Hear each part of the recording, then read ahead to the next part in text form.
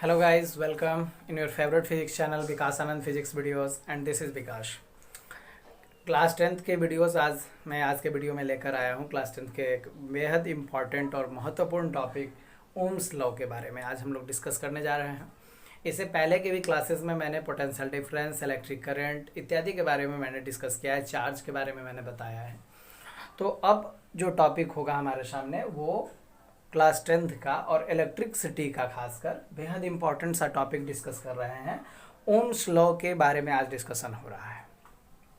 आपको बता दें कि ओम्स लॉ को जॉर्ज साइमन ओम ने सबसे पहले बनाया था और जॉर्ज साइमन ओम ने सबसे पहले जो लॉ बनाया पोटेंशियल डिफरेंस और इलेक्ट्रिक करंट को टच में लेकर या उनको कनेक्ट में लेकर, या इलेक्ट्रिक करंट और पोटेंशियल डिफरेंस के बीच उन्होंने जो रिलेशनशिप स्थापित किया, एस्टैब्लिश किया, उसे ओम्स लॉ के नाम से जाना जाता है। और ओम साहब ने ऐसा किया था। एक्चुअली उन्होंने एक एक्सपेरिमेंट किया और उस एक्सपेरिमेंट के आधार पर कुछ कहा।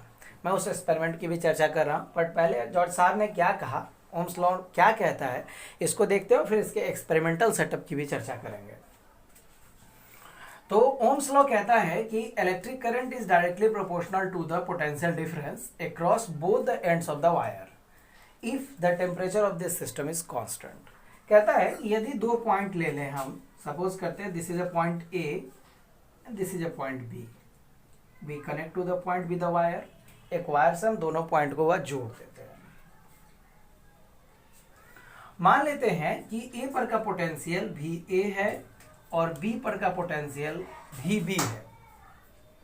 यह भी एक सेकंड के लिए माना जाए कि भी ए यानी पॉइंट ए पर का पोटेंशियल जो है वो पॉइंट बी पर के पोटेंशियल से ज्यादा है। तो पोटेंशियल डिफरेंस वाले टॉपिक में मैंने डिस्कस किया था कि जो जहां पे ज्यादा पोटेंशियल होता है वहां से कम पोटेंशियल की ओर करंट का फ्लो होता है। मैंने पोटेंशियल डिफरेंस वाले टॉपिक में आप देख सकते हैं। तो यदि ए पर का पोटेंशियल ज्यादा है तो जो चार्ज का फ्लो होगा वो ए पर से बी की ओर होगा, यानी करंट का फ्लो कहने का मतलब है ए से बी की ओर होगा। ऐसे आपको मैं जानकारी के लिए बता दूं कि जो ये क्या बोलते हैं पोटेंशियल डिफरेंस के कारण जो इलेक्ट्रिक करंट की सप्लाई होती है, तो इलेक्ट्रिक करंट का सप्लाई जो है वो इलेक्ट्रॉन के विपरीत माना जाता है। यानी इलेक्ट्रिक करंट का सप्लाई यदि ए टू बी है तो इलेक्ट्रॉन्स की जो सप्लाई होगी वो बी टू ए होगी। तो इस बात का स्मरण रखना है। खैर उसकी चर्चा मैं नहीं कर रहा हूँ।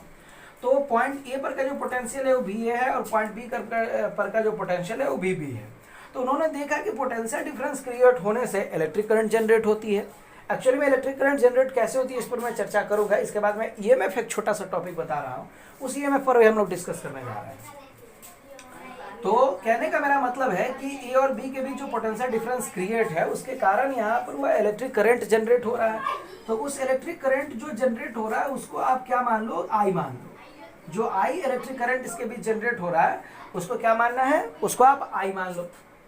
अब क्या करना है कि आप देख रहे हैं कि पोटेंशियल डिफरेंस से जो आई क्रिएट हुआ, तो जो एक्सपेरिमेंट जॉर्ज साहब ने किया, जो ओम साहब ने जो एक्सपेरिमेंट किया, उसमें उन्होंने देखा कि जैसे जैसे हम पोटेंशियल डिफरेंस को बढ़ा रहे हैं या घटा रहे हैं, मतलब इंक्रीज या डिक्रीज कर रहे हैं, उससे इलेक्ट्रिक करंट यानी आई पर भी इफेक्ट पड़ता है। और वो कैसा इफेक्ट है, तो दोनों के बीच उन्होंने रीडिंग ली, पोटेंशियल डिफरेंस की रीडिंग ली, इलेक्ट्रिक करंट की रीडिंग ली, और दोनों के रीडिंग के बीच एक उन्होंने ग्राफ बनाया है, ग्राफ प्लॉट किया। जब ग्राफ प्लॉट किया तो उन्होंने देखा एक्चुअली में कि इसके बीच जो मतलब रिलेशनशिप है वो डायरेक्टली प्रोपोर्शनल का रिलेशनशिप है, क्योंकि जैसे जैसे इंक्रीज किया जाए यदि पोटेंशियल डिफरेंस में, तो उसी तरह का जो इफेक्ट है वो सीधे पड़ जाता है आपको इलेक्ट्रिक करंट पे। यदि हम पीडी को घटाते हैं, डिक्रीज करते हैं, तो उसका इफेक्ट भी करंट पे पड़ता है और वो बिल्कुल डायरेक्टली प्रोपोर्शनल होता है, क्योंकि उनको एक स्ट्रेट लाइन ग्राफ मिला है ना। तो इससे उन्होंने इस निष्कर्ष पर पहुंचा कि जो पोटेंशियल डिफरेंस है वो इलेक्ट्रिक करंट को सीधे प्रभावित करता है और डायरेक्टली प्रोपोर्शनल का रिलेशनशिप होता है। तो आप यहाँ से हम लोग क्या करते हैं, मैथमेटिकल कैलकुलेशन कर सकते हैं। तो लेकिन एक चीज उन्होंने कही खास बात कि यहाँ पे लाइन में आप देखिए कि मैंने लिखा है temperature of this system is constant, यानी जो सिस्टम का टेम्परेचर है, मतलब जो एक्सपेरिमेंटल सेटअप हमारा हो रहा है उस एक्सपेरिमेंटल सेटअप का टेम्परेचर सेम होना चाहिए, मतलब कांस्टेंट होना चाहिए पूरे आपके एक्सपेरिमेंट के दौरान। कारण ये है सेम इसलिए होना चाहिए क्योंकि जो रेसिस्टेंस है, यहाँ पे अभी रेसिस्टेंस आने वाला है, मतलब इसको जब हम आगे की ओर बढ़ाएंगे मैथमेटिकल कैलकुलेशन को, तो यहाँ पर हम एक कांस्टेंट के रूप में आपको रेसिस्टेंस मिलेगा, फिर रेसिस्टेंस को हम लोग डिस्कस करेंगे। तो ये जो रेसिस्टेंस है ना, वो एक्चुअली में डिपेंड कर जाता है टेम्परेचर पे, इसीलिए उन्होंने कहा कि इसका टेम्परेचर कांस्टेंट होना चाहिए, क्योंकि कांस्टेंट टेम्परेचर पर किसी भी ऑब्जेक्ट का जो रेसिस्टेंस है वो भी कांस्टेंट होगा, है ना। तो ध्यान रखेंगे इस बातों का। चलिए इसके मैथमेटिकल कैलकुलेशंस पे आते हैं। तो VA minus VB that is the potential difference is directly proportional to the I, यानी करंट के डायरेक्टली प्रोपोर्शनल होता है। बिल्कुल सही बात है। अब VA में से VB को घटाते हैं तो कुछ ना कुछ हमें मिलेगा। सपोज करते हैं उसको VAB माना जाए। यदि हम A में से B को घटाते हैं तो हम लोगों को एक पोटेंशियल ही मिलेगा, तो एक्चुअली में जो पोटेंशियल मिल रहा है उसे AB माना जाए, VAB माना जाए, तो यह भी डायरेक्टली प्रोपोर्शनल होगा I के। अब आप पढ़े हैं ऑलरेडी कि यदि हम लोग प्रोपोर्शनल का साइन हटाते हैं तो वहाँ पर क्या आता है, एक कांस्टेंट आता है। तो आप इसको ऐसा भी लिख सकते हो, VAB इक्वल्स कांस्टेंट जो आया वो है R, और यहाँ है जो करंट है हमारा वो है I।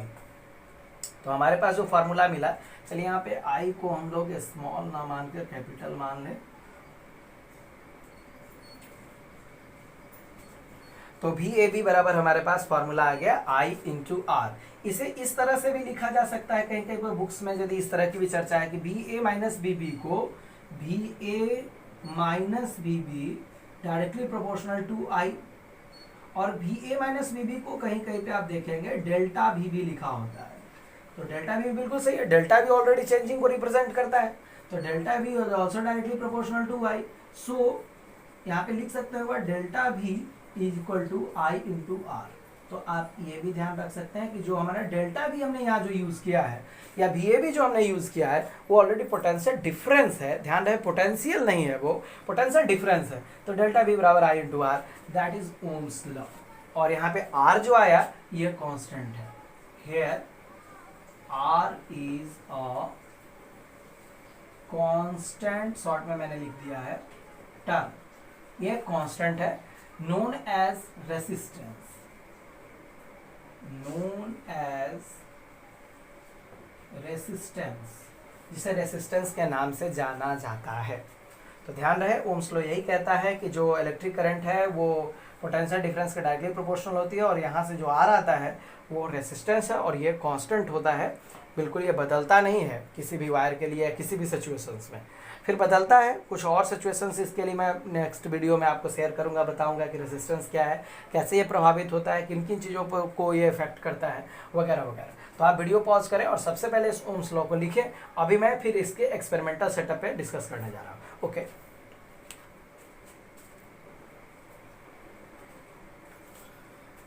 ओके गाइज, तो अब देखिए हम लोगों ने डिस्कस किया है या कर रहे हैं अभी हम लोग experimental setup for verifying Ohm's law. Ohm's law को हम एक एक्सपेरिमेंट के थ्रू जस्टिफाई करने जा रहे हैं कि आखिर उन्होंने क्या बताया और कैसे क्या कहा, हम लोग अपने लैब में कैसे इसको वेरीफाई करेंगे या कैसे जांचेंगे कि ओम साहब ने जो कहा वो सही है। इसके लिए हम लोगों को एक सर्किट, पूरा कंप्लीट सर्किट तैयार करना पड़ता है, जिसमें हम लोगों ने एक सेल लिया है, एक हमारे पास स्विच है, एक रियोस्टेट है। रियोस्टेट का मतलब होता है ये चेंजेबल रेसिस्टेंस होता है, हम यहाँ से रेसिस्टेंस घटा बढ़ा सकते हैं। दूसरा नंबर हमारे पास एक वोल्ट मीटर होता है, एक रेसिस्टेंस मैंने लगाया है जिसमें हम करंट फ्लो करा रहे हैं, और हमारे पास एक एमीटर है, जो एमीटर करंट को मेजर करने के लिए है, वोल्ट मीटर वोल्टेज को मेजर करता है, पोटेंशियल डिफरेंस मेजर करता है, वगैरह वगैरह, है ना। चलिए, तो यहाँ से हम करंट सप्लाई करते हैं। जब करंट सप्लाई करेंगे, स्विच ऑन करेंगे तो करंट जाएगी रियोस्टेट से होते हुए, रेसिस्टेंस से होते हुए इधर निकलेगी। वोल्ट मीटर इसकी रीडिंग कर लेगा कि कितना पोटेंशियल डिफरेंस इसको मिल रहा है, और आमीटर यह रीडिंग कर लेगा कि कितना करंट मिल रहा है। अब क्या करेंगे हम कि रियोस्टेट में एक जॉकी होती है, छोटी सी चाबी जैसी, जिसे हम लोग क्या करते हैं, घुमाते हैं, उससे उसकी रेसिस्टेंस घटती बढ़ती है। अब क्या होगा कि जब आप रियोस्टेट को थोड़ा बहुत आगे पीछे करेंगे तो उसकी रेसिस्टेंस में बदलाव होगा, और उस रेसिस्टेंस में बदलाव होने से क्या होता है कि आपके वोल्ट मीटर पर फर्क पड़ेगा, क्योंकि रेसिस्टेंस जो है वो करंट को रोकता है, करंट को आगे जाने से बिल्कुल रोकेगा, उसके रास्ते में एक ऑब्स्टेकल यानी एक बाधा पैदा करता है। जैसे ही बाधा पैदा करेगा, यानी जो करंट यहाँ से सप्लाई हो रही है सेल से, वो एक्चुअली क्या हो जाती है, बाधित हो जाती है, जिससे बाधित होने से करंट पर फर्क पड़ता है और पोटेंशियल डिफरेंस पर फर्क पड़ता है। तो आप देखेंगे कि जो डिफरेंस पर फर्क पड़ रहा है, तो वोल्ट मीटर की भी रीडिंग घट रही है, बढ़ रही है, और उसी के अकॉर्डिंग आमीटर की भी रीडिंग घट बढ़ रही है। अब हम क्या करेंगे कि V और I के बीच जो चेंजिंग हो रहा है तो उसकी कुछ डेटा को हम लोग क्या कर लेंगे कि कलेक्ट कर लेंगे। XYZ जो भी डेटा आपके पास आता हो उसको हम क्या करेंगे, कलेक्ट करेंगे।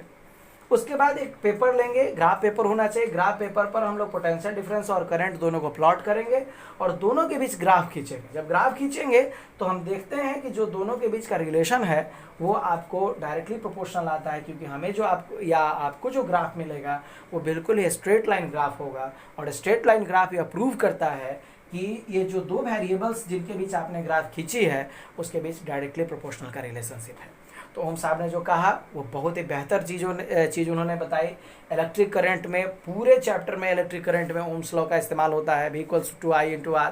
क्यों इस्तेमाल होता है और क्यों इतना महत्वपूर्ण है ओम्स लॉ? क्योंकि आप देखिए कि V यानी पोटेंशियल डिफरेंस, I यानी करंट और R यानी रेजिस्टेंस, मतलब इसमें जितने भी चीज यूज किए गए हैं सब बिल्कुल ही फंडामेंटल है।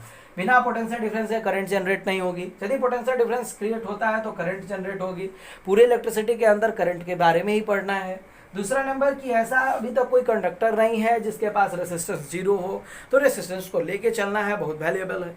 इसलिए भी ओम्स लॉ इतना खास और महत्वपूर्ण हो जाता है क्योंकि इसके जो भी टर्म्स है वो पूरे इलेक्ट्रिसिटी के दौरान हमेशा यूज होते हैं।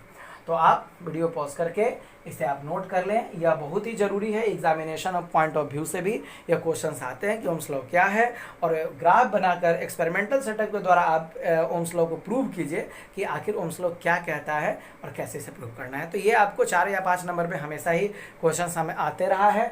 छोटे क्वेश्चंस भी आते हैं कभी कभी 1 या 2 नंबर के भी कि ओम्स लॉ क्या है केवल लिखिए, तो आप वहाँ पर केवल डिफिनीशन लिखें। यदि पूरा जस्टिफाई करने के लिए आता है तो आप डेफिनेशन के साथ एक्सपेरिमेंटल सेटअप बनाएं और ग्राफ के द्वारा प्लॉट करके दिखाएं कि ओम्स लॉ क्या कहता है।